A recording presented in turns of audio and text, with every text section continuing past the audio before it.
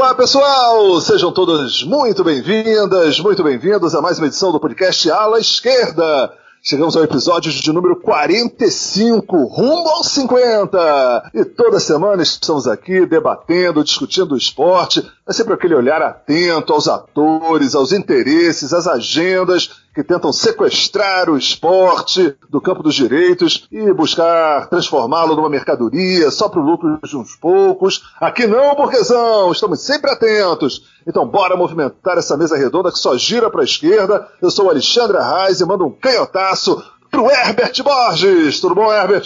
Tudo bem, Alexandre. Bom dia, boa tarde, boa noite para você que nos escuta. Espero que você esteja bem na medida do possível, como eu sempre digo. Estamos aí com o episódio número 45 do Ala Esquerda. E para não perder o costume, eu faço logo o trabalho no começo. Então você escuta este e os demais programas do Ala Esquerda no Spotify, YouTube, Google Podcasts, Deezer, SoundCloud e demais agregadores de podcast. Estas são as plataformas nas quais estamos presentes. Antes de passar para o Thiago, eu quero só mandar meu abraço e um beijo especial para a Mônica Cury, que está lá em Juiz de Fora, numa missão muito, muito, muito importante para a política daquela cidade. Então, e aí, Thiago? Como é que a gente começa esse programa? Fala, Herbert, e aí, Alexandre. Bom momento a todos e todas as ouvintes do Ala Esquerda. Só passar aqui as nossas mídias, né? Vamos fazer aquela blogueiragem. O Ala Esquerda tá no Twitter, @alaesquerda7 e no Instagram, @ala_esquerda7. E a gente começa o programa de hoje com a volta da Mariana Vantini. Ela que deu uma sumida, estava muito ocupada também com coisas muito importantes, mas agora ela está de volta e é uma honra poder passar para ela aqui a bola e para a gente seguir, que o tema de hoje vai ser muito importante. Bem-vinda de volta, Mari. Fala, galera. Demorei, mas voltei finalmente. Estou muito feliz para continuar debatendo e compartilhando aqui opiniões e debates com vocês e com quem está nos ouvindo, né? Então espero que vocês curtam muito o programa de hoje.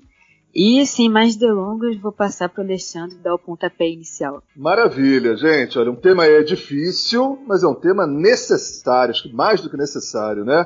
Acho que vem ganhando espaço, visibilidade, principalmente na imprensa, vem noticiando bastante, nos últimos anos, uma série de denúncias de atletas, ex-atletas, pessoas do meio do esporte, sobre casos de assédio, abuso, principalmente no ambiente da ginástica olímpica. Então isso, enfim, tem chamado muita atenção, acontece no Brasil, acontece pelo mundo, muitas denúncias na Federação Britânica de Ginástica Olímpica, inclusive cobranças, porque algumas dessas denúncias já aconteceram há mais de um ano e ainda não chegaram ao final as investigações, foram criados grupos paralelos, independentes, para avaliar exatamente o que aconteceu, a denúncia dessas atletas.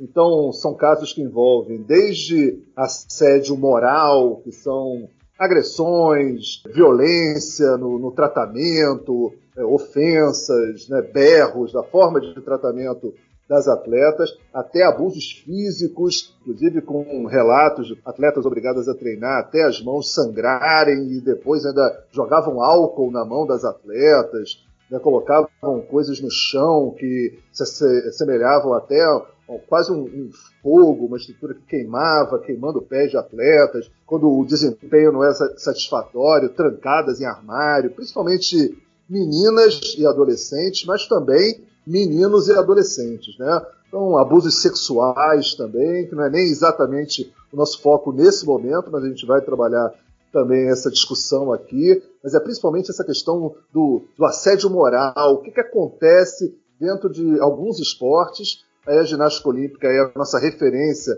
para essa discussão, mas existem outros esportes também que têm hoje atletas muito jovens, né? Quer dizer, a gente está falando, a legislação brasileira estabelece como criança até os 12 anos incompletos, né? E depois de 12 anos até os 18 incompletos, adolescente. Então a gente está falando de alguns esportes fundamentalmente praticados, inclusive já em espaços regionais, pan-americanos, de mundos olímpicos, dessas crianças e adolescentes. Então é uma situação complexa, que precisa ser enfrentada. Lamentavelmente, há uma blindagem muito grande por parte das federações, das confederações, dos próprios clubes. Muitas dessas denúncias aconteceram dentro de clubes, dentro de universidades. Há um documentário do Netflix chamado Atleta A, que vale a pena acompanhar, que retrata exatamente todas as denúncias que aconteceram com o médico da Seleção de Ginástica Olímpica dos Estados Unidos. Ele já foi condenado a mais de 120 anos de prisão, são mais de 500 casos em que ele esteve envolvido. Né? Quem fez a denúncia foi uma atleta americana chamada Meg Nichols. Quer dizer, é um ambiente realmente muito pesado, de muita violência e que nos preocupa em especial no Brasil, onde a gente sabe que a quantidade de atletas que vem de uma origem mais humilde, isso torna mais difícil a denúncia, pelo medo de como é que eu vou me indispor com aquele clube, com aquela federação, às vezes é a bolsa, aquele recurso que acontece, às vezes é uma forma de garantir a vida daquela família, e você sabe que não tem nenhuma rede de apoio, infelizmente, até porque temos um dos judiciários mais elitistas e lamentáveis do mundo, em que está sempre contra a população mais humilde. Então, quer dizer, é uma situação muito complicada. Então, a gente tem aqui hoje um painel legal, temos jornalistas, gente que trabalha com educação física, né? A Mari também, que tem uma experiência, inclusive, de ex-atleta também da área de ginástica. Eu acho que a gente tem condição de formar aí um mosaico bem rico para debater um tema tão complicado como esse, né, Herbert? Com certeza, Alexandre, com certeza. Saúdo aí a Mari também, mando um salve para ela pela volta ao programa. E falar sobre esse assunto, como você bem apontou, é bem delicado, né, cara? São muitas denúncias de abusos, e aí diversas formas de abuso em equipes esportivas, como você também apontou, no Brasil e no mundo. Só que uma semelhança que é bem comum, né, na verdade, a demora nas investigações. E aí não tem como a gente não pensar que ela é estratégica, né? A gente falou em alguns programas atrás que poderosas se defendem. O poder gerencial de todas as modalidades esportivas está na mão de elites financeiras, né, de cada país, e eles se defendem. Então, às vezes 1 ano, às vezes 6 meses, como tem acontecido aqui no Brasil, lá com o incêndio do Ninho do Urubu, mas é outra história, a gente não vai tocar nesse assunto hoje, mas é o tempo suficiente para abafar, para arrefecer os casos e tirá-los dos holofotes.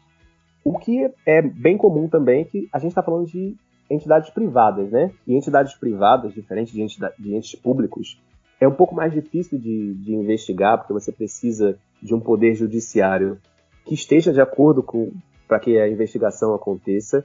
E essas entidades, elas estão preocupadas na verdade, com a imagem das organizações, né? Com o imbróglio jurídico e não com as vítimas.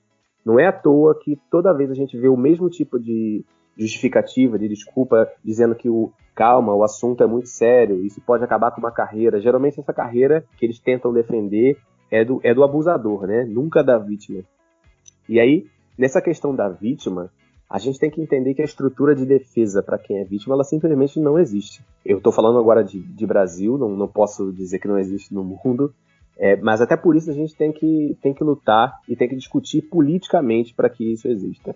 Quem já participou de qualquer equipe esportiva sabe da vulnerabilidade dos atletas, que os atletas têm ao participar de determinadas equipes, né? São atletas muito jovens, são adolescentes, são jovens adultos, que estão longe dos pais, longe dos responsáveis, tem a participação ali de outros membros da delegação, das equipes, que são adultos e tem uma relação de poder entre eles, né? É o famoso, você tem que fazer o que eu quero, você tem que fazer o que eu necessito, caso contrário você vai ser punido, você vai ser cortado da equipe, é o fim de um sonho. Então eles convivem com esse tipo de ameaça o tempo todo. E não tem ninguém para defendê-los nessa equipe. Literalmente, eu já participei de equipes esportivas como comissão técnica, e assim, não viaja pai, não viaja conselho tutelar, não viaja um responsável representante pelos pais, pelos responsáveis. E, literalmente, esses atletas ficam vulneráveis à vontade do treinador ou quem quer que seja da comissão técnica ou dos dirigentes. Então é algo que a gente tem que pensar politicamente como defender esses atletas, como criar mecanismos de defesa para que esses abusos não aconteçam. Eu vou passar pro Thiago para a gente desenvolver mais, mas eu queria dar esse pontapé inicial falando sobre a estrutura de defesa desses atletas. Eu acho muito importante a gente repensar essa configuração. São muitos jovens convivendo com adultos e nem sempre, como a gente tem visto, esses adultos são pessoas bem intencionadas ou com a formação ideal para entender a importância de determinados comportamentos.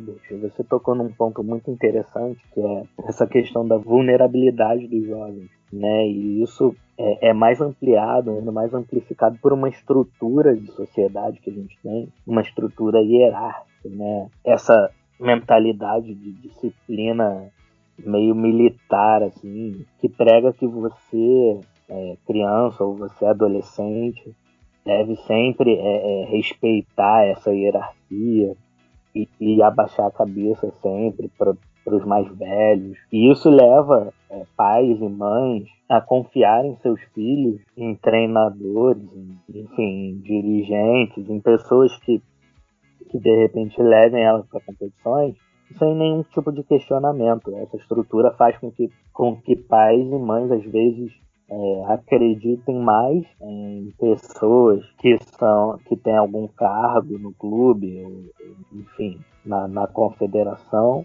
do que em seus próprios filhos. Então é isso, os jovens ficam em situação muito vulnerável, não tem ninguém ali supervisionando, ninguém ali para defendê-los dos abusos que volta e meia acontecem na ginástica. A gente sabe que tem vários exemplos. Um deles é o caso que aconteceu no Pinheiros. A CBG caminhou denúncias de assédio moral e de injúrias raciais na equipe do Pinheiros. Encaminhou essas denúncias ao STJD, sendo que até agora a única pessoa que foi realmente punida foi o Ângelo Assunção, que foi um ginasta que denunciou as injúrias raciais e foi demitido do Pinheiros. E está sem clube até hoje, inacreditavelmente. Mas, além da denúncia do Ângelo, tiveram diversas outras, tanto de injúrias raciais quanto de assédio mesmo, por parte de treinadores, né? Foram 5 treinadores citados no relatório. A gente vê que as investigações não andam. Existe um mecanismo de defesa do abusador, nunca da vítima. Essa história do Ângelo é realmente absurda, assim. É revoltante, porque é um grande talento que está sendo desperdiçado, né? Por causa dessa falta de estrutura, competência, racismo, né? Tudo junto é absurdo, muito absurdo. E ele com certeza não é o único, né, que sofre com isso. E como o Herbert bem falou, a gente carece muito de uma estrutura para os atletas, que eles possam se apoiar, né? E reivindicar seus direitos, como também a própria formação, né, dos treinadores, da comissão técnica. Eu acho que ela é carente em alguns aspectos didáticos. Mas eu queria aqui indicar um documentário que a ESPN exibiu junto com uma série de outros documentários em 2016. Tem um que é especificamente sobre ginástica olímpica, que se chama Meninas, e está disponível no site deles. Então, quem puder, assista. Não é muito longo, é bem rapidinho. E vale muito a pena para quem tiver interesse no assunto. Porque ele é sobre ex-atletas que contam sua experiência quando eram crianças na ginástica e como elas lidavam com o peso, com todo o assédio moral que elas sofriam, né? Enfim, como o Alexandre falou no começo, eu tenho uma experiência com ginástica. Eu pratiquei por muitos anos, fui federada, depois voltei a praticar sem competir, então eu vivi muito no meio, né? Sei muito do meio. E muitas das histórias que elas contam no documentário, eu não vivenciei na pele, mas são situações que eu sei que são muito comuns na ginástica. Como, por exemplo, uma pressão sobre o corpo das atletas, que muitas vezes elas relatam no documentário, né, que muitas vezes o técnico falava que não podia beber água durante o treino, porque isso ia engordar e ia atrapalhar no desempenho delas. Quer dizer, é uma colocação absurda, né? Você não poder beber água durante o treino por causa disso. E, enfim, também, como vocês já citaram, né, o caso de treinar até machucar e a punição de quando o atleta não consegue acertar o exercício. Eu já presenciei também algumas competições, atletas sendo humilhados em público, quando os treinadores eles criticam, mas eles não criticam de um modo justo, vamos dizer assim, né? Eles criticam de modo para humilhar mesmo o atleta na frente de todo mundo. Então imagina como é que não é a cabeça de uma criança nesse ambiente, porque ginástica olímpica, por exemplo, como outras modalidades também, né? Você começa muito cedo e você vivencia isso desde muito pequena. Imagina como não é crescer nesse ambiente que te cobra tanto e que você corre o risco de ser humilhada e, enfim, sofrer tanta pressão desde pequena, crescer com isso, né? E aí é curioso que existe todo, pelo menos eu cresci, né, com todo esse imaginário popular de que, pelo menos na ginástica, que os países que são ex-União Soviética e China, que são países que têm muita tradição na modalidade, eles eram bons porque eles batiam nas atletas e faziam absurdos, eram bem rígidos num nível surreal de, enfim, sugar ao máximo até o atleta não poder, além do limite do atleta. E sempre existiu esse imaginário de que esses países treinavam assim. Inclusive, a seleção brasileira de ginástica já teve comissão técnica de países do leste europeu, que foi um período de bastante sucesso, inclusive, da ginástica.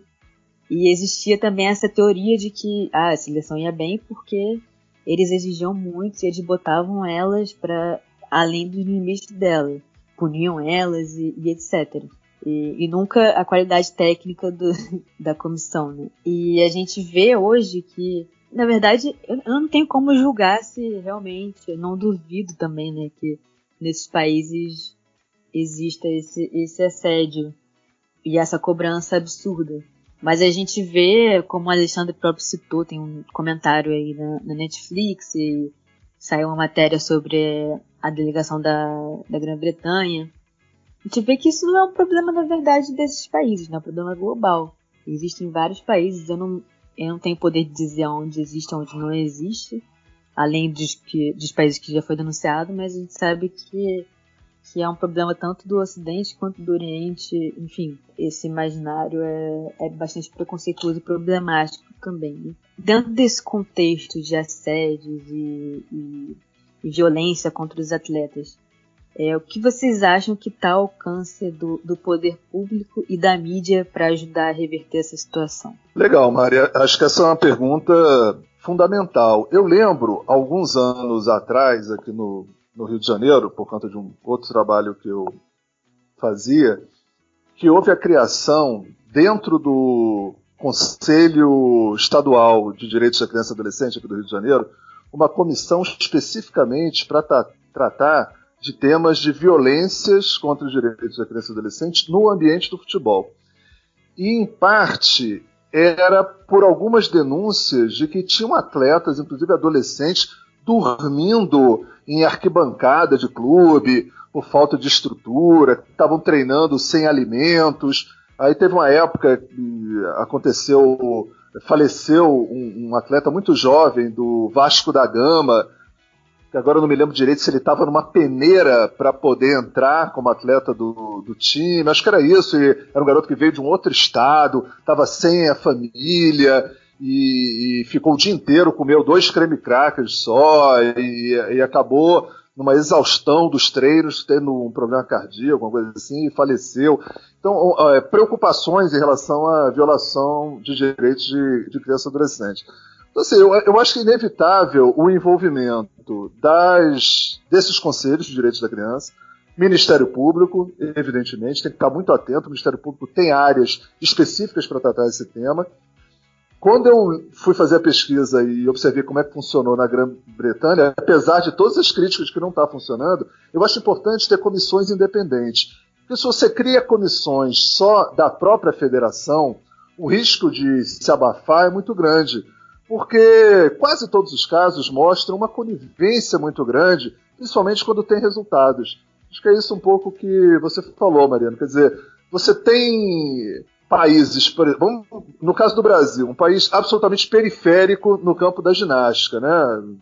comemora quando consegue colocar uma atleta na Olimpíada, né? Quer dizer, é algo muito raro na história do Brasil, apesar de alguns resultados importantes em alguns aparelhos, né, em mundiais, não sei o quê, mas digo assim, como equipe, é tudo ainda muito inicial, né, na realidade brasileira. Aí você traz essas figuras que vêm de outros países, de países muito renomados, muito conhecidos, sabe-se lá o que se aceita, né, dentro desse trabalho.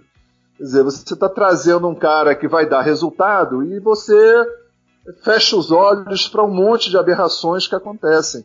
Porque é completamente diferente, né? Um técnico de futebol que dá uma bronca num adulto dentro do campo, você não pode imaginar que dentro de outros esportes que trabalham com...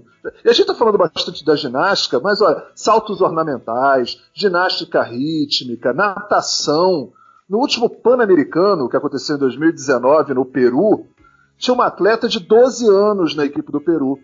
E eles estão até revendo isso da questão da idade, se eu não estou enganado, agora para Olimpíadas, a adolescente tem que fazer 16 anos no ano das Olimpíadas, ela pode ter até 15 anos ainda, mas ela tem que fazer 16 anos no ano da Olimpíada, e para meninos acho que tem que fazer 18 anos no ano das Olimpíadas. Isso não era assim. Antigamente, com 14 anos você podia ir para a Olimpíada, mas para Pan-Americanos e Mundiais isso não está bem resolvido. Tem outros esportes que estão sendo incorporados agora dentro do ciclo olímpico, por exemplo, como o skate, que tem campeões aí de 12 anos. Tem uma menina brasileira, Raíssa, que tem 11 anos, que é um destaque aí no skate, e eles estão querendo ver como é que isso vai ser organizado, né, regulamentado para fins de Olimpíada, mas a sensação que eu tenho é que a preocupação é mais assim, essa criança vai estar sozinha dentro da Vila Olímpica, como é que vai ser no meio dos adultos, não tem um pai. É claro que essa é uma preocupação importante, também tem que ser feita, mas eu acho que a grande preocupação é como é que funciona, né, o treinamento, o dia a dia, né, com inúmeros casos de assédio moral, violências físicas, abusos de tudo quanto é jeito, com crianças. Acho que essa é uma questão, né, que numa próxima entrada eu quero, junto com vocês, fazer uma reflexão sobre limites que o esporte também tem que ter. Mas isso fica mais para diante. Então, respondendo um pouco, Mariana, do que você está falando, eu acho isso. Tem que ter comissões independentes, né? Tem que ter comissões de atletas, ex-atletas, mas comissões para valer. A gente teve exemplo recente agora do vôlei aqui, um desastre, né? Uma atleta se manifesta, como a Carol Solberg, e aí a comissão de atletas vem para dizer que a atleta não pode se manifestar. Quer dizer, com esse perfil de comissão de atletas, que fecha com o poder instituído, que fecha com a federação e a confederação, que é a marionete da federação, não tem nenhuma independência, é difícil imaginar que vai haver uma rede de apoio importante. E no caso do Brasil, ainda mais grave, porque o interessante, já estou me alongando aqui nessa fala, mas é que tanto as denúncias no Reino Unido, de uma forma geral, como nos Estados Unidos, diferentemente aqui do Brasil, que só agora alguns atletas de seleção estão falando, né? O Patrick que falou, né? O Diego, né? Que falou agora também recentemente algumas coisas nessa direção, era basicamente as denúncias do Ângelo, e muita gente dizendo, ele está denunciando porque ele foi cortado da seleção e tudo mais. Mas no caso lá britânico, nos Estados Unidos, são todas atletas que foram medalhistas olímpicas, atletas que foram medalhistas mundiais.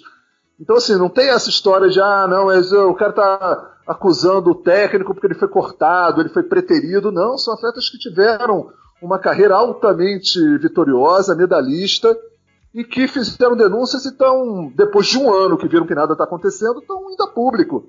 E estão falando e colocando o dedo na ferida nessas mazelas que acontecem dentro desses esportes, fundamentalmente os esportes em que crianças e adolescentes, basicamente, já estão praticando no alto rendimento e participando das grandes competições internacionais. Bom, respondendo a Mariana, vou repetir aqui a pergunta. Ela perguntou se como o poder público e a mídia podem tentar ajudar a reverter essa situação de abuso dos atletas.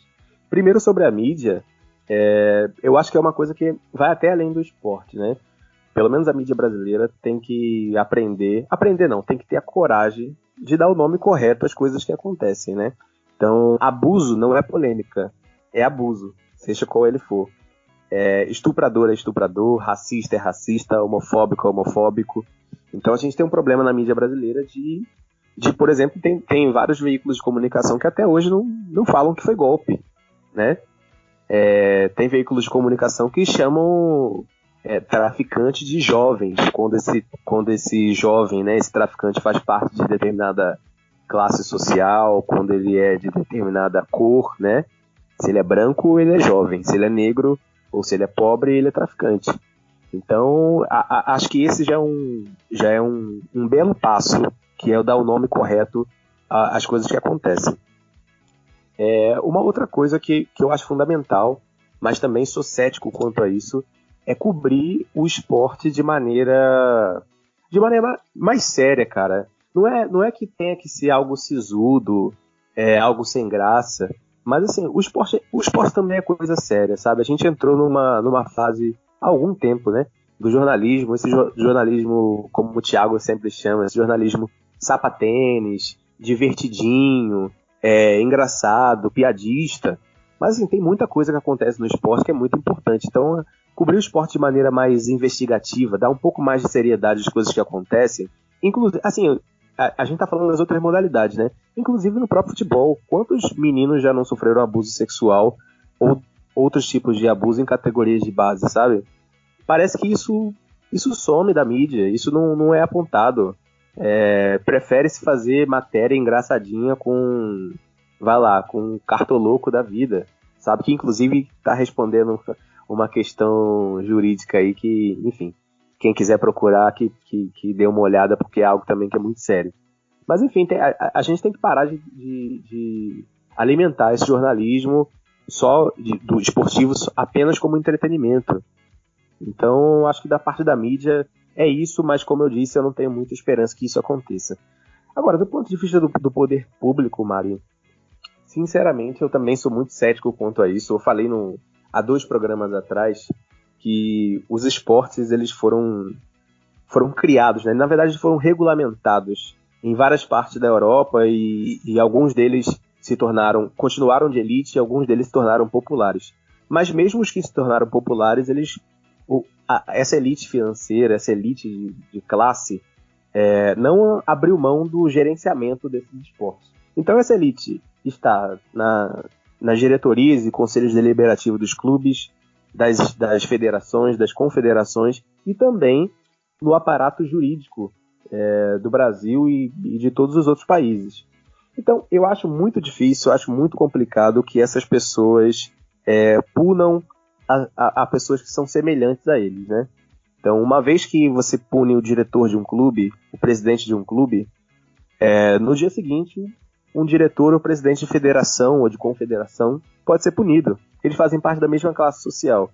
Então, eu acho que em algum momento é o que eu acredito que deva acontecer no futuro, é o que eu torço para que aconteça.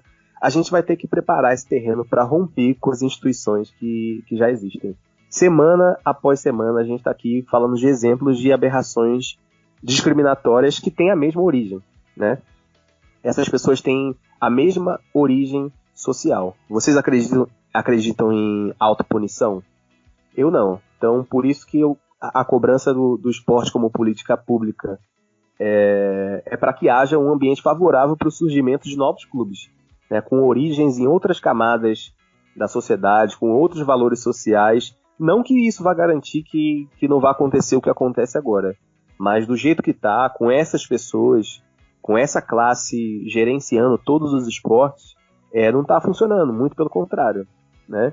Então eu acho que terreno para romper, para que surjam novos clubes de origem populares, enfim, eu não acredito que a mídia vá cobrir isso de maneira séria, porque ela está interessada em audiência, está interessada em dinheiro. E eu também não acredito no poder público punindo seu semelhante, não. Eu concordo com você.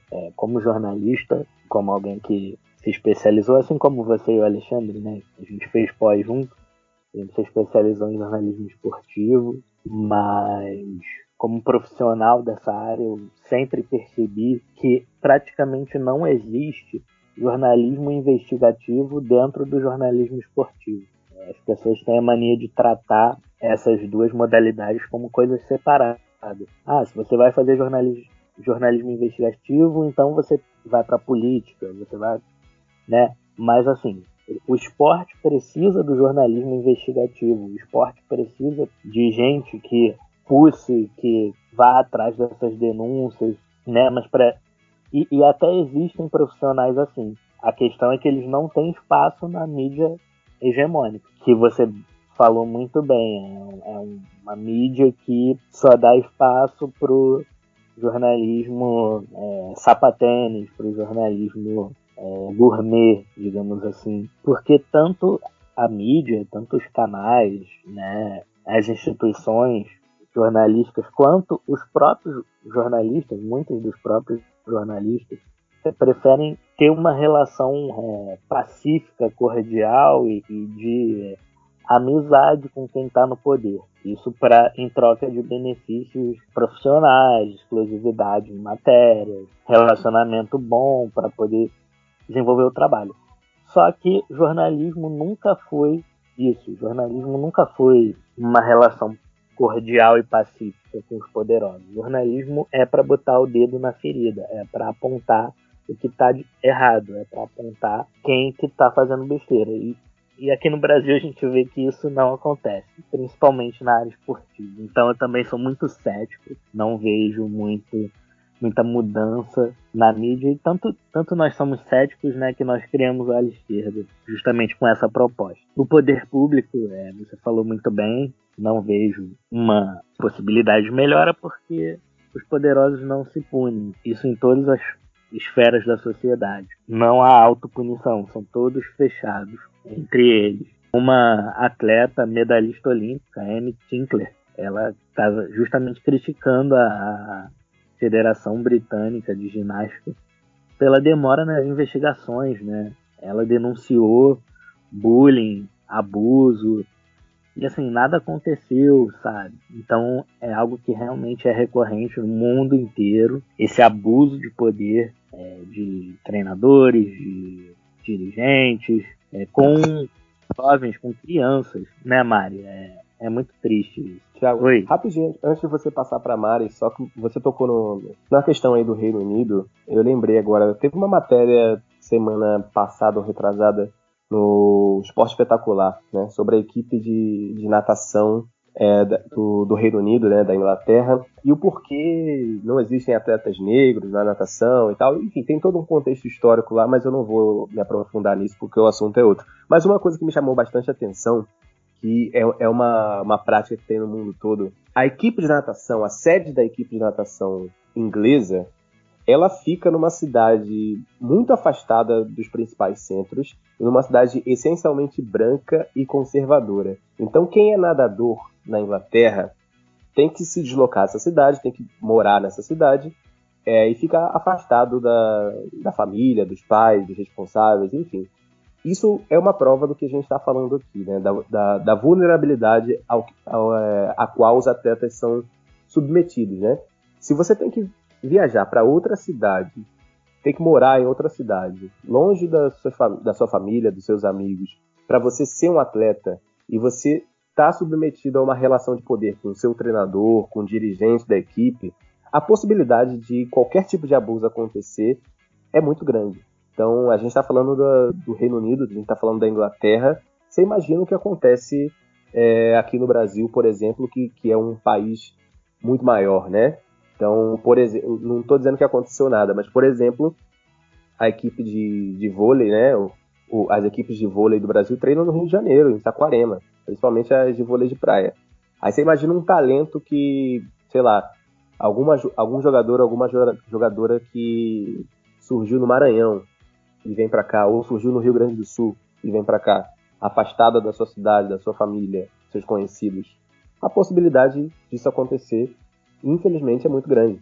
Com certeza, cara. É preocupante e eu concordo com vocês que realmente a gente não tem muito motivo para ser otimista em relação às ações do poder público e da mídia, né? Agora, eu queria apontar aqui um fato, não sei se vocês vão concordar comigo, mas eu acho que tem algo mais simples que a mídia poderia fazer também, além da parte investigativa, que é tratar com mais respeito os atletas, né? Eu acho que falta, do que eu percebo, assim, falta um pouco disso. Porque falando de modalidades que não são populares, assim, né? Você imagina um atleta que não é conhecido porque a modalidade ela não tem a cobertura muito grande, midiática, no máximo passa um mundial ou uma Copa do Mundo que tenha relevância, mas assim, as pessoas no geral não acompanham o ciclo olímpico dessa modalidade. Aí você imagina um atleta, e aí chega nas Olimpíadas, que é um momento que realmente todo mundo vê a maior variedade, né, de esportes, e aí chega um repórter e é extremamente mal educado e cobra algo desse atleta, sendo que sabe pouco sobre a trajetória do atleta em questão, né? Não acompanhou, não sabe o quanto foi difícil para esse atleta sobreviver e chegar ali. E eu já vi muitas situações que assim, foi desagradável, né? É muito cruel isso, porque como é que você vai chegar a cobrar do nada? É muito fácil, né? Cobrar só quando chega de 4 em 4 anos, quando chegam os Jogos Olímpicos. Enfim, acho que esse poderia ser um passo inicial, assim, para a mídia ajudar os atletas, né? Acho que eles se sentiriam mais amparados e seria mais justo também, né? Porque, assim, eu entendo que realmente não tem como cobrir todos os esportes do mesmo modo que se cobre o futebol e algumas outras modalidades, como vôlei, basquete.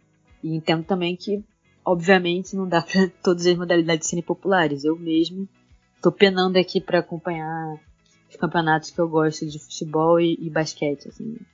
Realmente me falta tempo, não tem como você acompanhar tudo. Mas eu acho que você tem que agir com o mínimo de respeito, né? E entender minimamente a trajetória do atleta e não ser tão mal educado, digamos assim. Né? Em relação ao poder público, acho que o Alexandre citou algumas medidas cabíveis. Acho que o poder legislativo tem como elaborar algumas leis de proteção ao atleta, de proteção ao atleta de base. Concordo que realmente não tem como esperar muita coisa da categoria, né? Porque é uma estrutura de panelinha e muito elitista e racista, enfim. É que realmente ninguém vai se autopunir, ninguém está interessado em mudar essa estrutura. Ninguém que está no comando ali está interessado em mudar, então não temos muitos motivos para ser otimistas. Mas acho que a gente pode pensar sim em alguns mecanismos que, como o Alexandre citou, como eu falei aqui das leis. Acho que a gente pode cobrar mais dos candidatos. Planos de fato que contemplem uma política pública do esporte que impulsione, né, mais o esporte no Brasil e etc. Se você pegar, eu lembro que nas eleições de 2018, eu peguei os planos de esporte dos presidenciáveis em questão. E quase nenhum dava importância ao esporte. Eu acho que isso mostra muito a mentalidade do nosso país e a não preocupação, né, com os nossos atletas e com o desenvolvimento do esporte no Brasil. Eu convido quem tiver mais interesse, eu não posso ter nem como falar muito porque aí eu vou me alongar demais, vou começar a viajar aqui, mas é um exercício interessante para se fazer, pegar os planos de governo e ver quais as propostas do esporte. Né? A gente percebe que é muito raro eles tocarem nesse assunto e acho que é algo que a gente pode e deve cobrar e deve esperar mais dos nossos políticos também. Totalmente de acordo, Maria, é isso mesmo. Infelizmente, a agenda pública hoje brasileira não considera o esporte no ranking aí das 50 primeiras prioridades. Isso vem da sinalização do governo federal, quando acaba com o Ministério dos Esportes, com a discussão recente, aí, uns 2 alas esquerdas anteriores que a gente fez sobre o esvaziamento completo, né, até da Secretaria de Esporte, né, com o fim do contrato, né, que tinha um conjunto de funcionários, mesmo terceirizados, que foram demitidos, né, no fim do contrato, e agora toda a área de análise de projetos que vão receber recursos da lei de incentivo estão praticamente inviabilizados, está totalmente paralisada, né, a estrutura esportiva, do ponto de vista da política pública, totalmente paralisada no Brasil. E ainda esse ambiente que a gente vive hoje, tão difícil, né, para o campo dos direitos humanos, porque qualquer denúncia de violência de direitos humanos é considerado mimimi, né, como você tem um presidente da República que diz que a criança deve trabalhar, que isso é bom para o caráter, quer dizer, todo esse imaginário de ultradireita, lamentável, vem penetrando cada vez mais e tornando difícil, né, tudo isso. Afinal de contas, porque o Ministério Público, junto com a Unicef e outros órgãos, fizeram um levantamento grande sobre violações de crianças no campo dos esportes alguns anos atrás. Aí tem esse caso que a gente está falando, assédio, abuso, exploração sexual, né? Teve casos de crianças aí que vão muito cedo jogar em times no exterior e chegam lá, não tem pagamento, não tem nada. Até tráfico, né, de seres humanos acontece, ameaça à integridade física das crianças, distanciamento da família, que já foi colocado aqui, né, da convivência familiar, exploração comercial, contratos absolutamente ilegais, explorando também a família, essas crianças, o desconhecimento, né, a falta de escolaridade das pessoas. Enfim, é o afastamento do próprio ensino, né, que é uma coisa séria, importante. Muitas vezes a criança vira atleta e não leva a escola ao mesmo tempo. Isso é uma questão muito grave que tem que ser considerada. Então, quer dizer, a gente vive num momento muito sério. Aí só minha última participação aqui, queria só levantar uma questão que eu acho que deveria ser ponderada, né, pelo ambiente esportivo, que é se a gente não está também precisando estabelecer alguns limites, vou botar entre aspas aqui limites, para o esporte, né, pensando o esporte como algo positivo, né, porque a sensação que eu tenho é que para se atingir determinados resultados, para se buscar determinadas marcas, movimentos, você precisa cada vez mais de uma flexibilidade, de uma elasticidade quase irreal e inatingível à medida que a pessoa vai se desenvolvendo. Então, quer dizer, quando a gente vê aí no skate crianças, né, de 11 anos ganhando campeonatos mundiais, pela facilidade de fazer determinadas manobras que um adulto já vai ter muito mais dificuldade para fazer, a questão é até que ponto, para se atingir determinados resultados esportivos, digamos assim, não se está forçando uma barra, precocizando demais as coisas, né? Se não é o caso de estabelecer alguns limites. Olha, chegou num ponto, tomara que a gente consiga superar determinadas metas, tomara que uma atleta consiga fazer o quádruplo twist carpado. Fantástico se alguém conseguir. Mas que consiga na idade adequada e não forçando uma situação de crianças de 11, 12 anos, porque elas têm mais flexibilidade, talvez consigam atingir determinados objetivos, né? Eu acho que é uma coisa que o esporte tem que pensar também, né? Quer dizer, por um lado, toda a discussão que a gente teve aqui de garantir que nenhuma dessas violações ocorra, garantir o amplo direito das crianças e adolescentes para a prática esportiva, seja educacional, seja comunitária, seja social, seja de alto rendimento, no caso das competições, perfeito, mas eu acho que ao mesmo tempo pensar um pouco até que ponto, às vezes, não, em nome de se atingir determinadas marcas e objetivos, não se está precocizando demais, são crianças participando de ambientes que deveriam estar adultos, né, nos saltos ornamentais, para dar 8 voltas numa piscina. Se você tem 1,60 m, você já não consegue. Então você tem que ter 1,50 m, porque aí você consegue dar uma volta a mais. Se você tiver 1,40 m, melhor ainda. E aí você fica forçando determinadas situações. Você vê meninas aí muito baixinhas, que tem a ver com a formação e a maturação tudo para atingir determinados resultados. Eu acho que é um cuidado. A gente que tem uma visão humanista da vida e do esporte, acho que deveria ficar atento também para, não sei se limite é a palavra correta, mas alguns cuidados para não se exagerar demais na busca de determinadas marcas e desempenhos esportivos. Eu também colocaria isso como um elemento importante. Bom, com certeza é, Alexandre. Eu vou fazer um resgate de um comentário meu mesmo, né? Em alguns programas atrás, quando eu trouxe a contextualização do esporte, que quando ele surge lá, quando ele é regulamentado, na verdade, né? As Olimpíadas dos Jogos Modernos e tal, era uma forma de demonstração de poder das nações, e aí a gente passa mais à frente pela questão da Guerra Fria, e agora a gente tem um novo momento em que ele não deixa de ser uma espécie, uma das formas de demonstração de poder, de desenvolvimento, de tecnologia das nações. É uma forma, entre aspas, pacífica, porque a outra é a guerra, é a corrida armamentista, são as bombas nucleares, enfim. Mas certamente essa corrida pelo desenvolvimento, né, pela essa demonstração de poder através do esporte iria atingir a população em algum momento. Então, não vou dizer que é natural, porque não é, né, algo que logicamente a gente não pode naturalizar, mas também não é difícil de enxergar que cada vez mais os países iam buscar atletas mais precoces, mais jovens, ou que tivessem mais resistência, e logicamente vão explorar esses atletas, vão explorar esses cidadãos de maneira a buscar os melhores resultados. É uma espécie de... uma das formas de soft power, com certeza, é o esporte, é a Copa do Mundo, são os Jogos Olímpicos e as competições mundiais.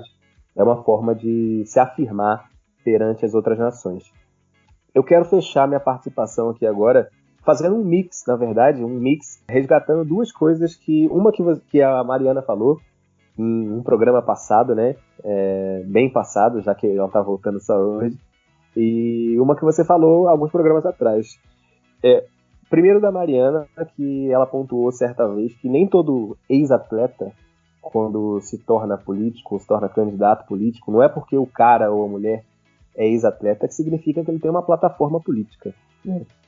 E isso é muito, muito palpável aqui no Brasil, se a gente olhar os atletas que são senadores, que são deputados, enfim, que estão na carreira política. E agora fazer um resgate do que você falou também, Alexandre. A maioria dos atletas que seguem, dos ex-atletas que seguem carreira política, eles têm uma inclinação à direita e não é à toa, né? São pessoas que durante a sua carreira tiveram relações bem próximas com presidentes de federação, com um setor mais conservador da sociedade, e não existe, de fato, o almoço de graça, né? Não é à toa que essas pessoas conseguem seguir carreira política, conseguem estar à frente de entidades representativas de atletas. Então não é à toa que a gente tem Emanuel, que a gente tem Leila, que a gente tem Luiz Lima, né, em carreira política ou cargos diretivos, muito por conta disso, porque eles são aliados a essa direita. Eles não são aliados ao grupo que eles representam, ou que eles deveriam representar, certo? Então, acho que com essa eu fecho, me despeço. Até semana que vem. Abraço, fiquem bem, usem máscara e álcool em gel. Continuem usando. Gente, é isso. Temos um programa, mas eu também quero trazer um dado aqui, um dado triste.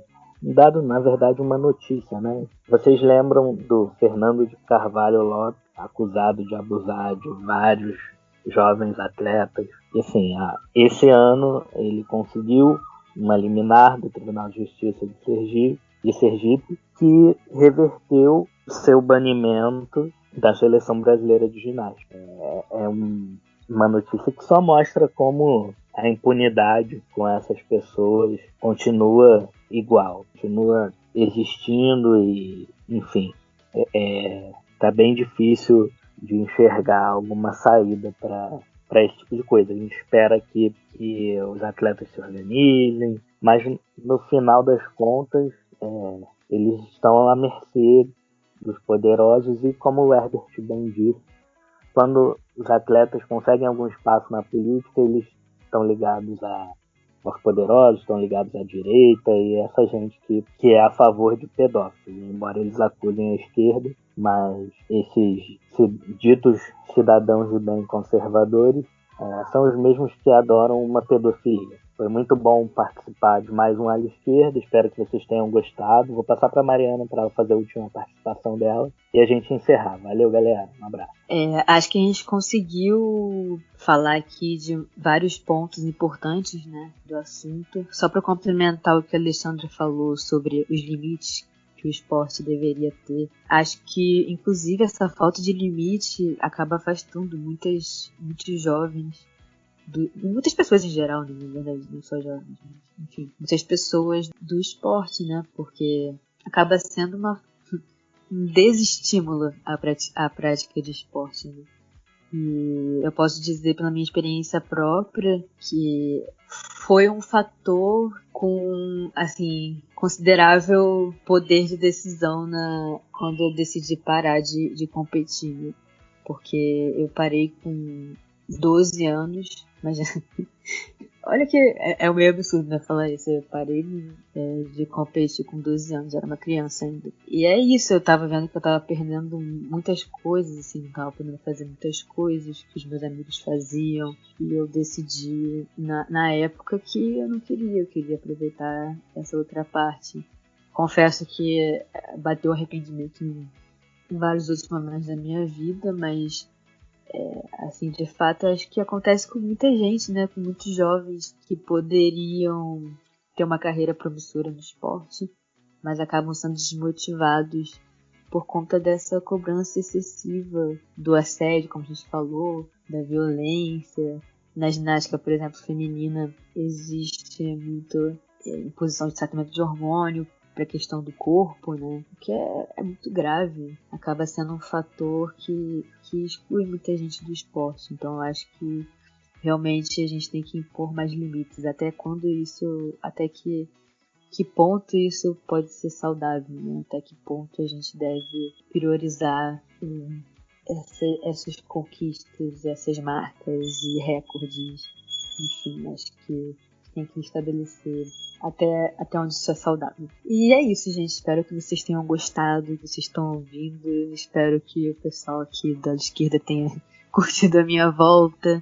Eu tô muito feliz por ter voltado. Eu achei o debate de hoje muito bom, realmente. Levantou pontos muito interessantes. E é isso, gente. Até a próxima. Maravilha, gente. Então vamos nessa. Tema difícil, mas aqui a gente não foge, né? Encara, porque realmente tem uma repercussão importante, não só no esporte mundial, mas no esporte brasileiro também. Valeu, galera. Vamos nessa? Valeu, tchau, tchau. Valeu, galera. Valeu, galera. Tchau, tchau. Até a próxima.